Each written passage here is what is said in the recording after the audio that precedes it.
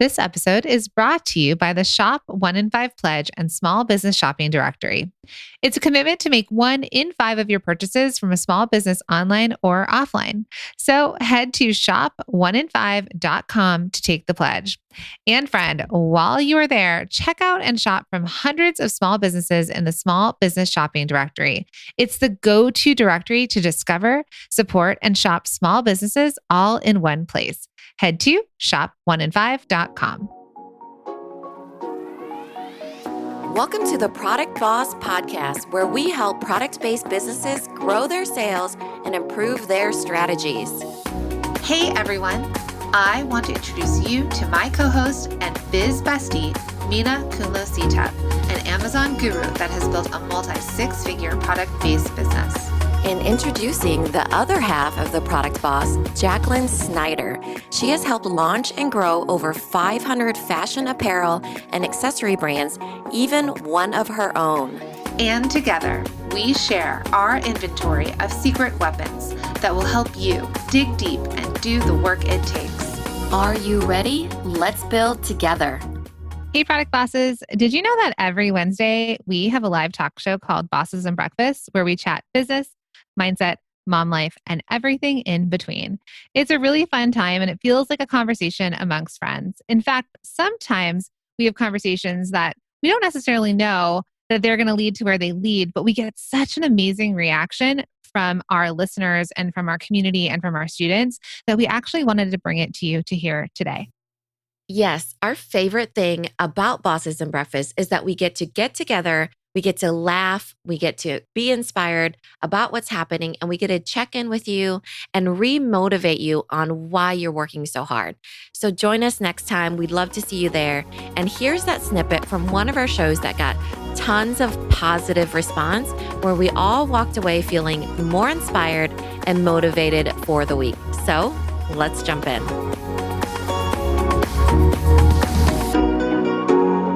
Today we're going to talk about, it was one of the questions we get all the time, is that what to do if you want to go side hustle to full-time. So for those of you that this is a hobby, and so how many of you that are part-time or hobby want this to be your full-time gig, right? Like that you would like to leave your full-time and you'd like to you'd like to leave your job and go full-time product boss. And those of you that are already full-time product boss, is your business currently creating the type of revenue that's paying you the salary that would either, replace what you had as a full-time salary at other businesses, would far exceed anything you would ever be paid for what your job was? Or get pretty close because you get to work for yourself, right? We had a conversation yesterday with a student that was saying that she wants to get to paying herself $250,000 in salary. So she's a masterminder now. And she was just basically saying, how do I get there? How do I pay myself that? And so we were really trying to help figure out for her what her business would look like, where her revenue would have to go for her to be able to pay herself $250,000. And we talked about some other things too. But so all of you that are not even your full-time boss, but not even paying yourself a salary, here's the next thing I want to know. How much would you like to pay yourself? Let's get dreamy. Yeah. I don't think we need to get that dreamy, because I remember when I was working I was working in freelance, and I used to do overflow work for agencies, but I only wanted to work 20 hours a week, right? So my number was I wanted to make $60,000, but only work 20 hours a week. So, I think that it's hard to think $250,000 a year, or $1 million Rachel wants to a year. pay herself $1 million. Because most jobs you make 50,000, 60,000, 75,000, 100,000, and that's what you make. So what is it that you want to replace in your household that you feel like you would feel secure, and, even that could breadcrumb its way to a dream life? Because you can't jump to 250, you can't jump to $1 million a year. You have to weave your way there. And it's easier to think what that number is, but to work your way backwards, but you do have to start somewhere. So I want us to be realistic at the same time, because I actually want you to obtain it in a way that you can think, okay, this is actually my number, that I would love to have, that would make me feel like I could lift the lid off of what I expect to do, because that I'm hitting the baseline, And when I said dreamy, like, listen, I don't think I've ever actually thought I want to pay myself $1 million a year, right? Like, I don't think my brain has gone that far. I think that's hard, but I do think because then you have to think about what is your revenue? Like, what kind of business have you Yeah. built? So I agree with what you're saying here, in the way of, but I do want it to be something over what you would have made. Typically, we have somebody that came from a full-time job at Petco and she was making hundreds of thousands of dollars for her Mhm. salary. So sometimes if you're leaving like a big corporate job, it's a harder thing to get to that at some point. But I do think that that $80,000, $100,000 a year salary feels good. I know that was my goal as I was growing my business. When my Mhm. business was like 500,000 in revenue, I wanted 100,000 of it. Not to say that my business didn't pay for other things, but that was what I wanted. That's in my brain was like, yes, that's what I would like to pay myself. That's about $8,333 a month in paying yourself, but that's not taxed, right? So that's before taxes. Yeah. I think for me, it was 60,000, only working 20 hours a week because then I could fit it into the girls' daycare hours and school hours. And then I could do whatever I wanted. And 20, I mean, working 4 days, I would do when I worked at the agencies, I do 4 day or 4 hour times. Like I'd go in for 4 hours and then leave. 4 hours and then leave. And it was just really easy. I'd get so much done in those 4 hours. And then it was like worth me going in, you Mhm. know? So whatever that is for you, where you feel like, okay, that is where I feel like, oh, I'm in this season of life that feels really good to me, you know, and it feels like you can get there. Like, what Mhm. is that number for all of you? So, Laura just said her brain is getting discouraged, trying to hang tight. Okay, so here's another thing, right? We're not saying it's going to happen in the next year. We just want to know because I think so many of you, well, one, those of you that work full time and this is your side hustle, you sometimes feel stuck, right? So it's like, Yeah. I can't just leave until my business is at a certain point. And when my business is at that certain point, I can leave because then hopefully I'll have enough money. So it's like chicken or the egg scenario, right? Where it's just you feel stuck and you feel like you can't make that decision to take that jump, to take that leap. A lot of times you can do this as a side hustle and get it to a certain point or a certain momentum to then feel confident in leaving. We've seen people that unknowingly they wanted to leave, but they didn't leave yet, right? Because they were like, oh, Mhm. later, later, later. And then they got laid off. And so then they had to make it happen. Yeah. It made the choice for them, but I kind of want to walk you through the exercise, right? So most people will tell us, I want to leave my corporate job. I don't know how, and here's how much I'm making. So I'm going to use an example off of Instagram. She said 75,000, that's my number. Okay. So we know that 75,000, that's what she's eventually going to want to make. But the first thing in that, when you want to leave your job, any job, even if you've already left your job, it's good to know that number is to figure out well, if you have a corporate job, the date you want to do it by and the amount of money you need to do it. So you go and you sit down and you write down all of your expenses because you need to know how much you need to survive. And I know I gave you guys all that number to think about, and it's much less than that number, is what you'll realize. Because you'll write it down, you're like, oh, I can actually live off of $3,000 a month or $4,000 a month, right? And then I can set it, whatever it is. And then you know what your monthly expenses are in order to live the life that you want, to a certain degree. Like you won't be, it's not like put a fancy vacation every single month, So you need baseline. What does that look like? What are your monthly expenses? So then you can realistically think about, okay, 8 months from now, 10 months from now, 12 months from now, I will be able to have this nest egg of, I need to make $4,000 a month in order to survive. But I also am putting, I'm making $1,000 a month, $2,000 a month, $5,000 a month with my business. So you kind of have to do it two ways. Like, what is your business making you, and how can you creep that over into covering that cost, but as well as having your business be able to buy the raw goods it needs and things like that, right? So monthly, what does your expenses look like for your personal, and monthly, what does your business expenses look like? Yeah. So we did this last year when Broadway shut down because my husband's a Broadway actor and it was like immediately shut down. And I freaked out for a second. Well, I have two businesses and James was working as Harry Potter in Harry Potter and the Cursed Child. And he came home and I was like, we need to figure this out. right? We didn't know how long the Which pandemic is was going to last. excellent of a example, because usually people do this and they do have to think of their spouse being involved too. You Mhm. know, a lot of times it's on one spouse. Yeah, and he had a great job. So Yeah. our expenses were matching also the fact that he had this great job, right? Our kids were both in, our daughter was, in preschool, which was expensive. There was aftercare. There was, we were living our best lives, going out all the time. We really needed, and cut to everything shut down. So it actually ended up being, And living your best life in a different way, but different. This expenses, right? Because none of us were ordering food. Like, it all changed at that point. We were just hoarding toilet paper, but nonetheless, not to trigger anyone to that time.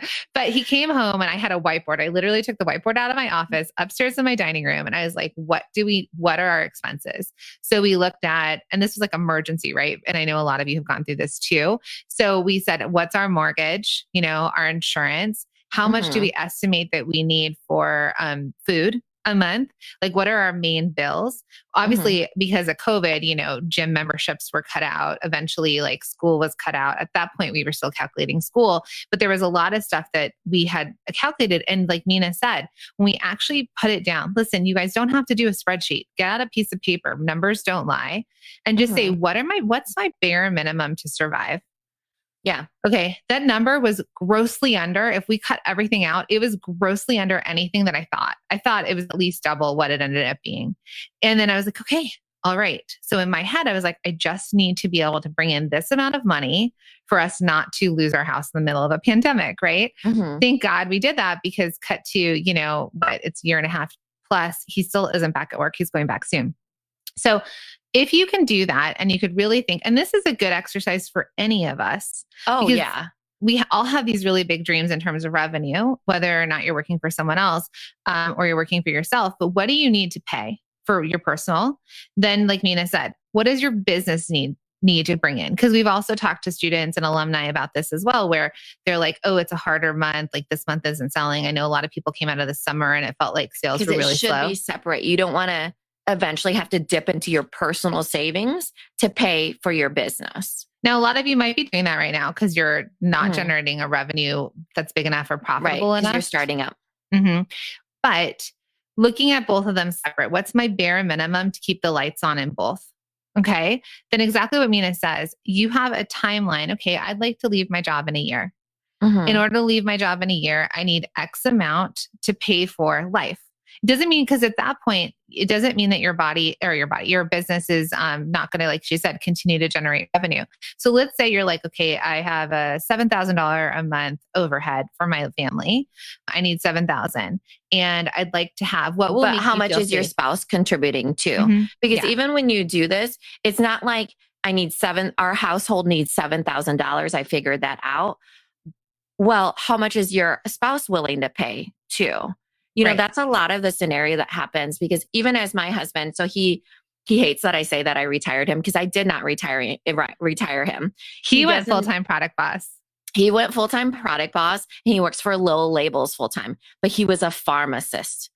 So he had a very high salary, especially as a retail pharmacist. And so he worked as a retail pharmacist. We had to do the same exercise, because for a long time, while I built Lowell Labels, he was the one who handled all the monthly bills, right? That was a conversation that we always knew that he would, that's why I only needed to make, work 20 hours a week, because, I would make a certain amount of money. He would be paying for the bills. And then I was building Lowell Labels, right? So it just gave me time to be able to do that. Well, now, so we built Lowell Labels in 2015. Now, 6 years later, is it 6 years? Yeah. He now works for Lowell Labels full time. Now, the pandemic had a lot to do with that, because before that, he's, we talk about Kolbe assessments. He's Quick Start 2, meaning he will not make a decision. It is a slow roll, let me tell you. So getting him, even though we knew this was the potential dream, getting him to actually do it was really, really hard. So we had to write down all of our bills, and I was going to cover them, Lowell Labels, like us getting paid, and we wouldn't have his salary anymore from the pharmacy. And then also there was other things that he really, really wanted to have: retirement plans, college education funds. Now, this is getting way, way deeper into it, but we've been an established business for 6 years. So this is something that we've been working towards every single year. So when you're first starting, though, you just take baseline and then you work your way up there, right? So while you do think that, okay, I need to make this certain amount of money to cover household bills, you are a household. So there is like a give and take when it comes to, conversations with your spouse and things like that.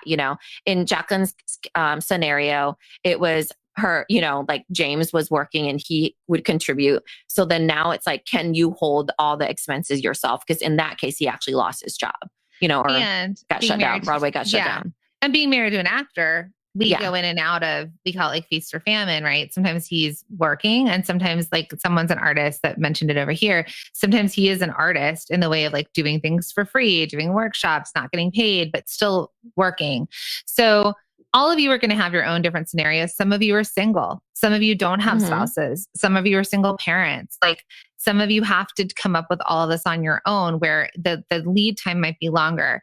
So what do we want to talk to you about? Okay. So once you figure out your numbers, what's your baseline and you figure out a time for yourself? Because for me, I do really well with having a target. So I do well with a revenue target and I do well with a time target. So for example, Mhm. we Everybody. Yeah. Because you need that target. That's why, like, how like we do good, better, best. And they're like, here's my good, better, best. And we're like, pick a target, Right. and work your way backwards. So we have a 2-year goal we have a big dream that we want to hit in 2 years. And so we know the number that we have to reach, we know what we have to save, and we know that it's 2 years. So I have 2 years to get there. It feels pretty far to me, to be honest, because I'm such a quick start. I'm like a quick start 8, the opposite of her husband. So I'm like, let's do it tomorrow. And she's like, hold on. So that's the difference. But when you have your target, you have the amount that you need to save, right? Accumulate so that you could leave something and have extra cushioning. Remember, at that time, your businesses are going to look very different as well, because your businesses at that point, if you've been able to turn this on to be a profitable business and you start to be able to save the money you need to be able to leave your full-time job or to start to pay yourself, then you'll see that your business has created momentum. But how do you get there?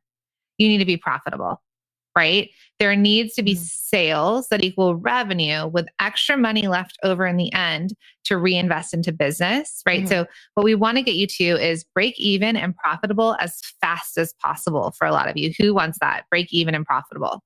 Because one, we want your business to pay for itself. We don't want you dipping into your personal savings. It's so common though you have to invest to begin. So don't think that you shouldn't be doing that, because you do actually in the very beginning. 100%. But we want to get you out of that, right? So yes, like we all fund our own businesses unless you've done some sort of like Kickstarter or capital funding. Money comes from somewhere. Yeah. And then it's the point of, is your business able to pay for itself? Can it pay for the goods that you need for the next month? Can it pay you a little bit of money? Even if it's you paying yourselves $100 a month, anything you can all pay yourselves right now, please take $50, $25, take something out of your business to just treat yourself and use it on something that's going to treat yourself, right? Let's say you want to go, like you've been eyeing a necklace, or you want to go, get the most expensive coffee at Starbucks, whatever it is, treat yourself so that you're not there's something back to treat yourself as you go into all this.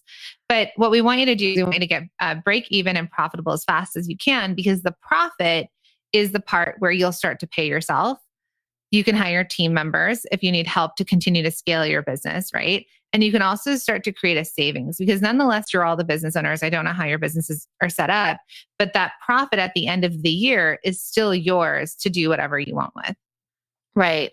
And so that's talking like grand scope of things. But I will tell you what I did during that time in these 5 years that we were trying to quote unquote retire my husband. I don't like saying that either, because he works you from made home. him a full-time product boss. Yeah, I made him a full-time product boss. It's like saying I retired my wife, but she takes care of the kids. You didn't retire me, dude. I have the hardest job in the world, So I started making money. But in order to get things faster, to get somewhere faster, I had limited time. So I had to shortcut things. So I invested in courses. I invested in having the right people around me, and just really thinking about who I surrounded myself with, how I worked on your business. And this is where I think that we can really pull in what you were talking about is take responsibility for your result. Though I do love Jacqueline saying, take a little bit of that profit and treat yourself to a coffee. Yes, I would love you to do that, but I want you to take real responsibility for taking that time and turning it into the actual number that you wanted in the beginning that you told us, 75,000, 60,000, whatever it is, that you need to make decisions as if you were a full-time person to shortcut that for yourself. So a lot of times what happens when you're in halfway mode is that you have one foot out of the door and one foot in because you're living two lives. But you make decisions that way. You don't make decisions like you're the boss of your business, you know? So the boss of the business makes hard decisions. They also make reinvesting decisions. You know, they think about that money and they apply it towards how they can get to their goal quicker, faster, and with more joy.